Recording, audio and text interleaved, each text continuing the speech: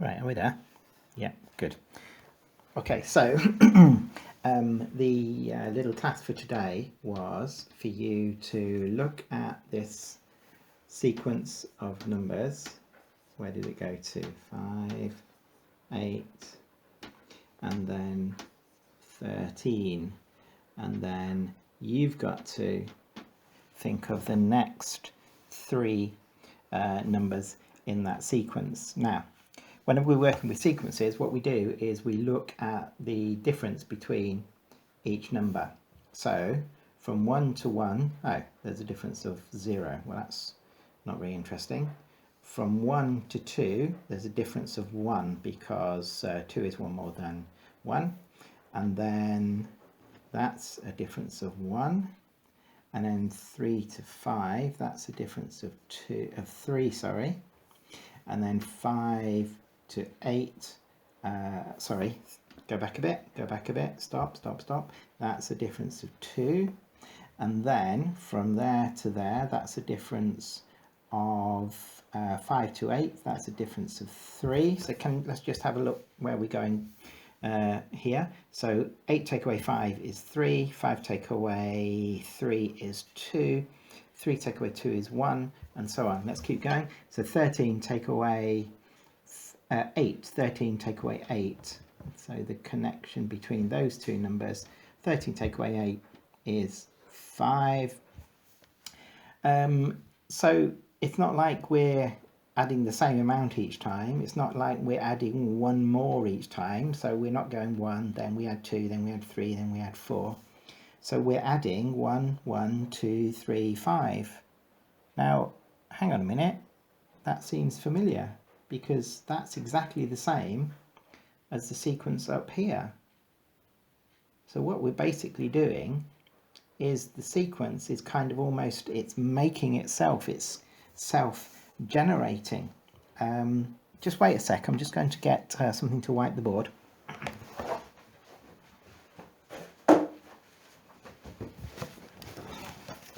Hello, still there. So the numbers that we're adding each time seem to come from the actual sequence itself. So let's go back and take another way of looking at it.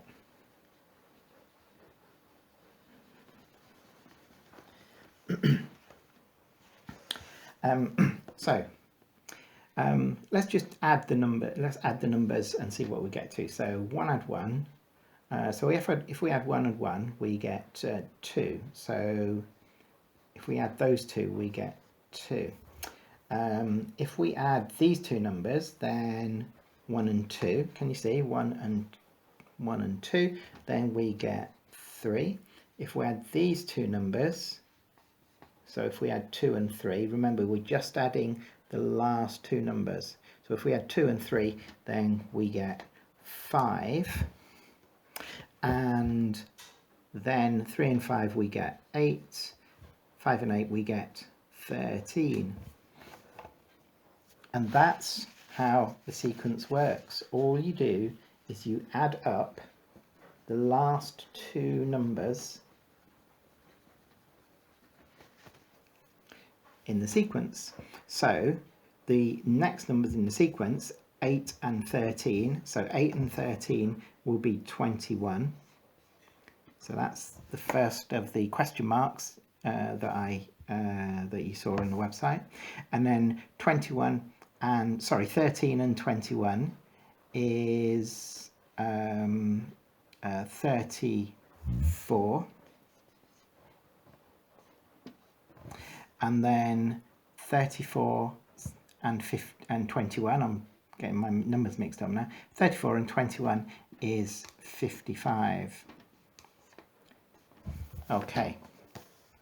Now the thing about this series is it's what's called an infinite series. Infinite series. Because it can just carry on and on and on. And some people have worked out what the 100th number in the series would be, and then other people have worked out what the 1000th number in the series can be. As I said, it can just go on and on.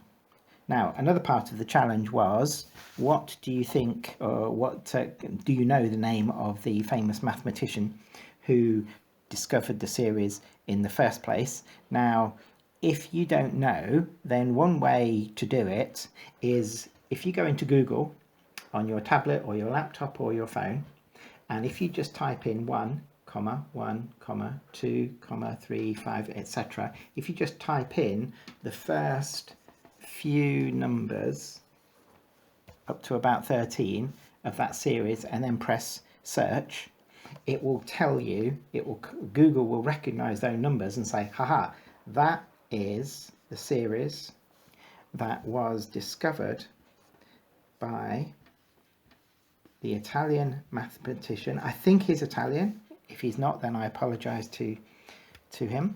The Italian mathematician, I think, called Fibonacci. Fibonacci. And another C to make the ch, and an I at the end. And since then, this has been known as Fibonacci's series. Right, hello, welcome to subordinate clauses. Subordinate, subordinate clauses. Wiggle, wiggle, wiggle, wiggle, wiggle, wiggle, wiggle. Okay.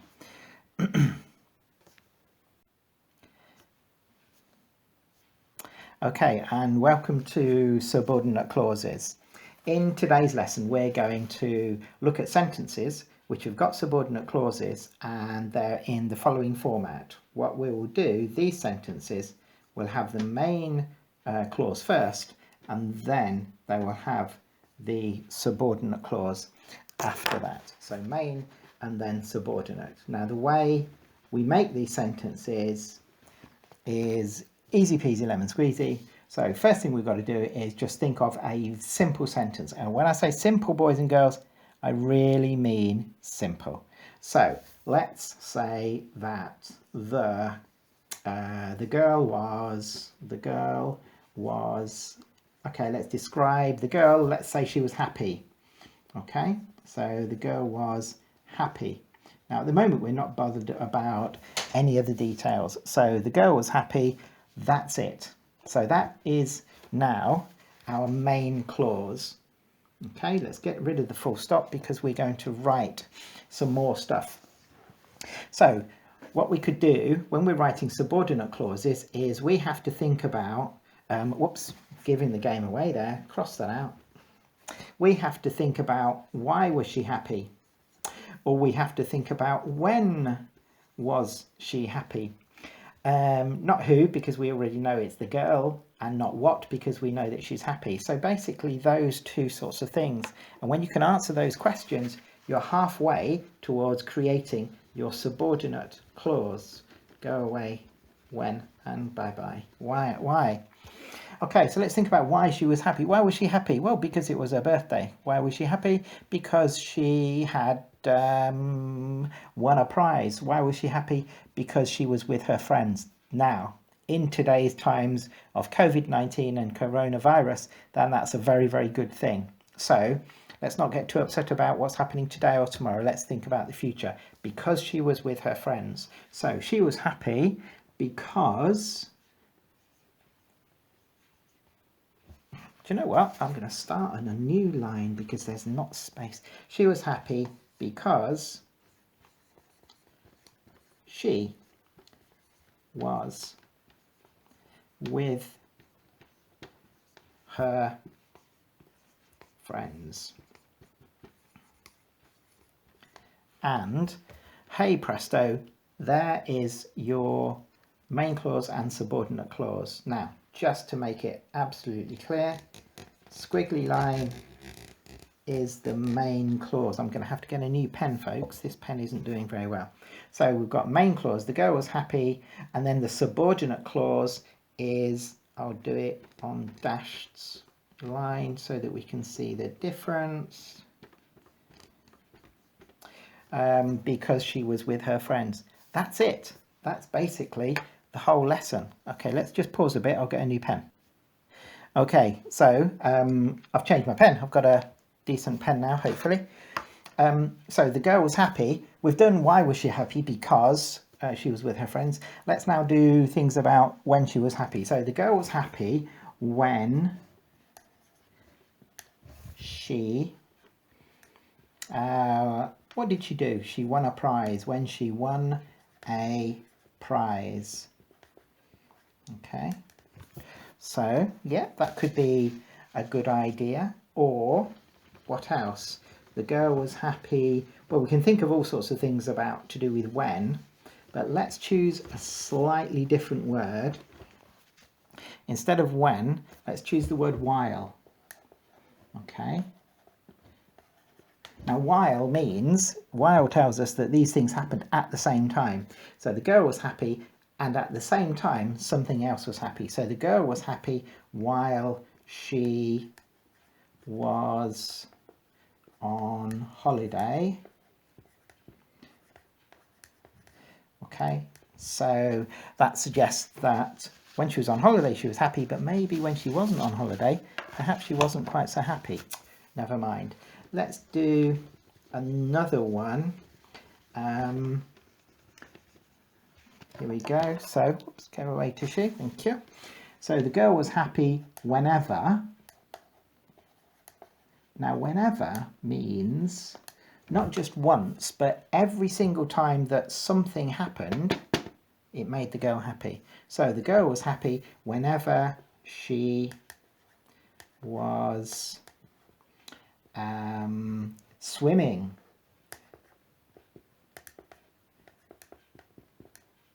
Okay, there we go. So the girl was happy whenever she was swimming. So basically that sentence tells us that she likes swimming, but the sentence does it in an interesting way. So what I'm going to do now is I will set up a few examples, and I'll ask you to pause the video in a minute, not now, and then you can do those examples. Just wait 1 second.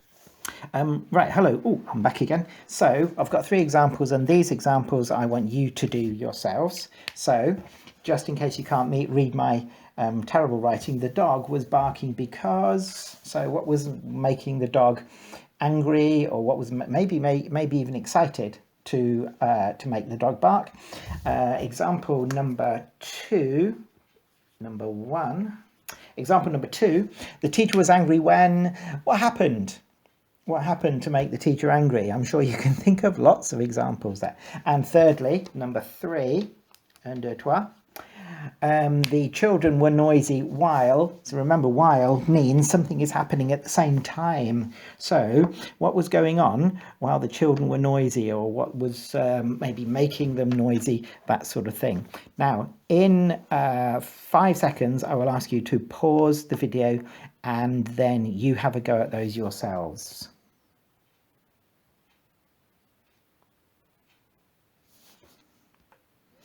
Okay, welcome back again. Now, my example, I'm not going to write it up because I don't want you to think that if yours is different, it's wrong. So my example, the dog was barking because somebody had knocked on the door, I think. I remember when we were very, very young, we had a dog, and the dog would bark whenever somebody knocked on the door. So the dog was barking because someone knocked on the door.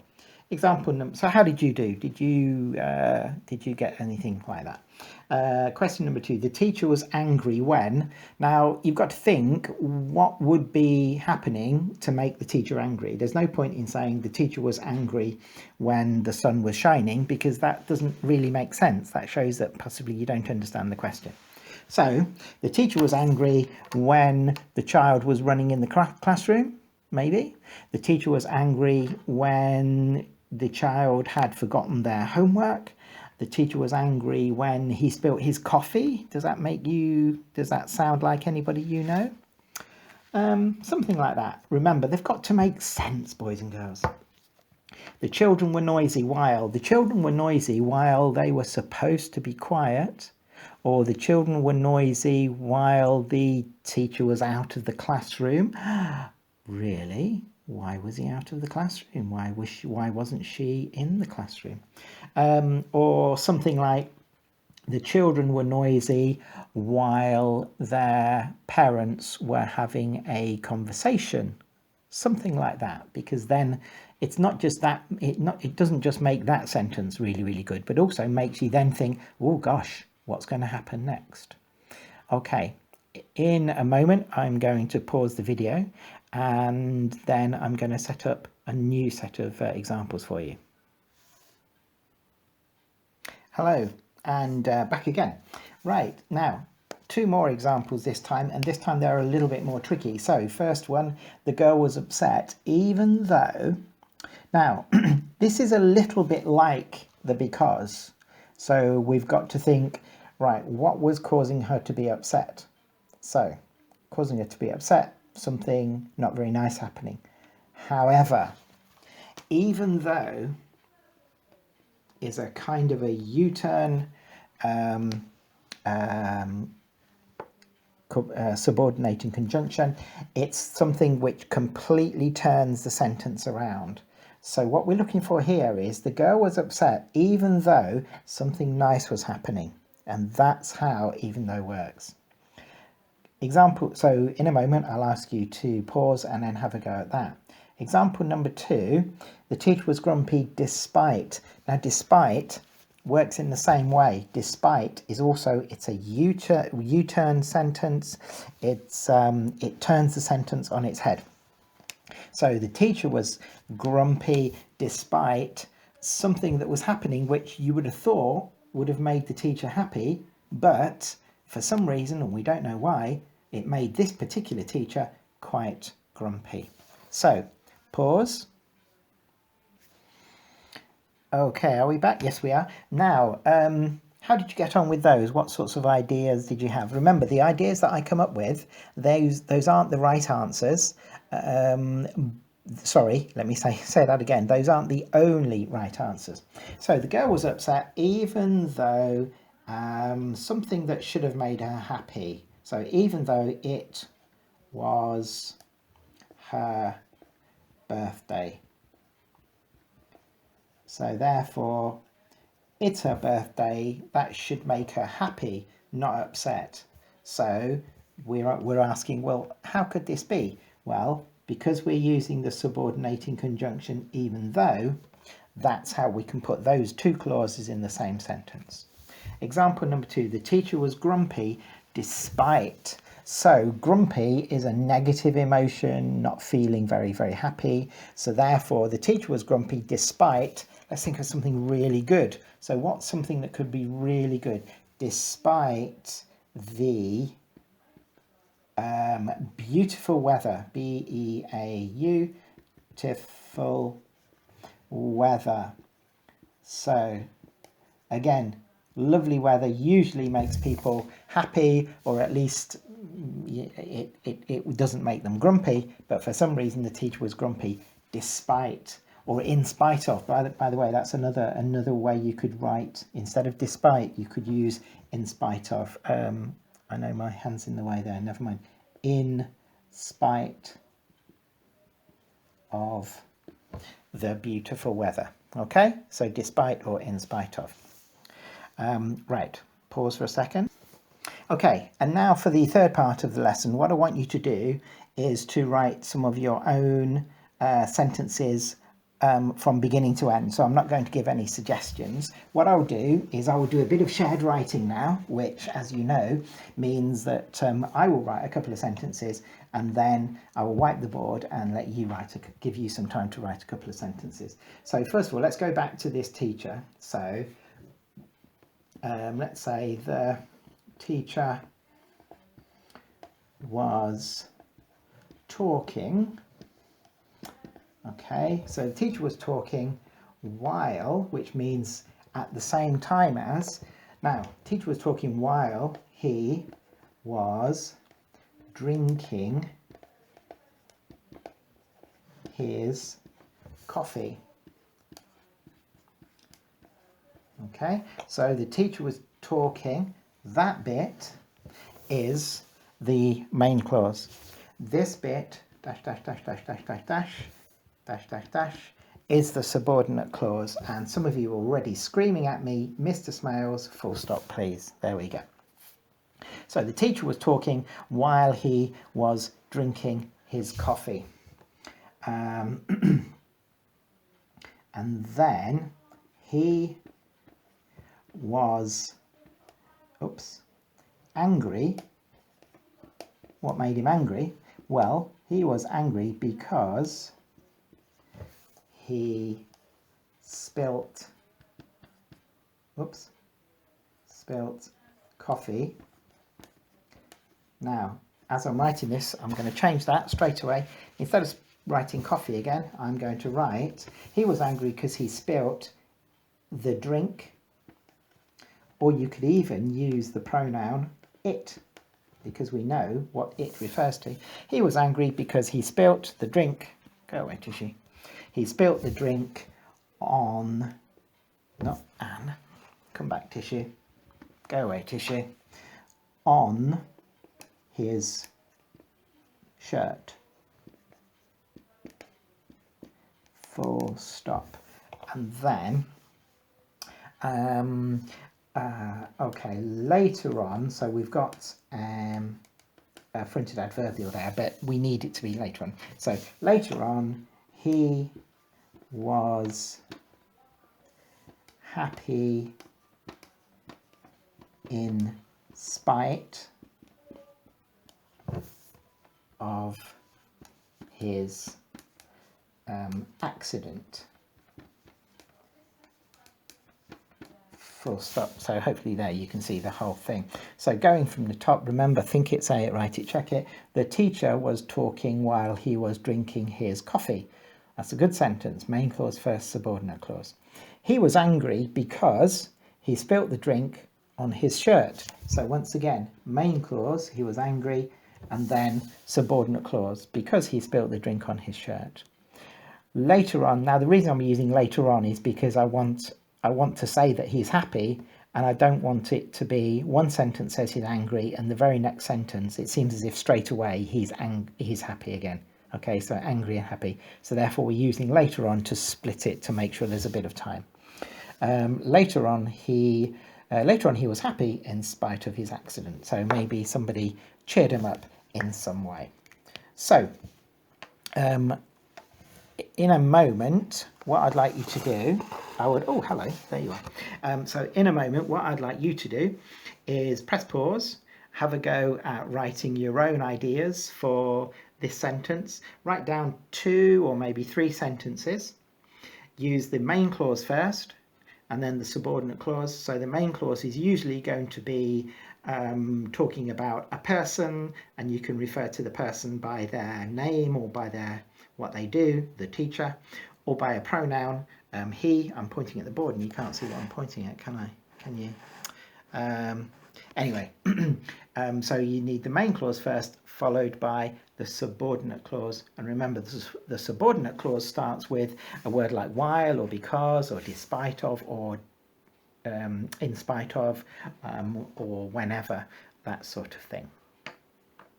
Now, further instruction. Well, I tell you what, you have a go at that, and then I'll come and see you in a couple of minutes. So press pause. Okay then, this is it, boys and girls. Well done, you've come to the end of the lesson. There's just a few things I need to say to you. There's about 3 or 4 things I need to say. So firstly, number 1. Once you've done the lesson, if there was any part of it you didn't understand, then just go back on YouTube, play the lesson again and again and again. It doesn't matter how many times you play it. YouTube will never get bored. YouTube will never get impatient. So that's the first thing. Instruction number 2. Try to write down as many of the ideas that you have as possible. If you're running out of paper, then write in the back of your English book or your maths book, or write on the back of a piece of paper that you found. Anything really. If you've got exercise books from the work package that we gave you at just before lockdown, then you can use that. I don't mind. Don't worry too much at the moment about handwriting. that's less important than actually getting your sentences right. So first thing is use YouTube to play the videos as many times as you want. Secondly, write as much down as you can. Thirdly, if you want to show me your work, then please, if you can, get somebody to take a photo of your work and then send it in to me at my email address, richard.smales@claremont.nottingham.sch.uk. You don't have to remember all that because it's on the website, on the 4RS web pages, right on that first page. Next, if your parents are signed up to Class Dojo, then well done. Tell them thank you, Mum, thank you, Dad, thank you, whoever it is who looks after you. If they haven't, then say, why haven't you done this? Please do this. This is a great way that I can send you messages, or you can send me messages. So if you don't get anything, then you can we can message each other in that way, anything to do with school. So that's number 4 is Class Dojo. And then number 5, where is he? There he is. Number 5 is you can also use the Ask Mr. Smales page also on the website. And if you're not sure where that is, you go on to the school website, go to 4RS, and then you have to scroll down a little bit, and then there's a little button which says Ask Mr. Smales, and there's a form to fill in, put your name, email address, blah, blah, blah, blah, blah. Okay, that's it, boys and girls. This has been a long video. Well done. Stay safe and stay soapy.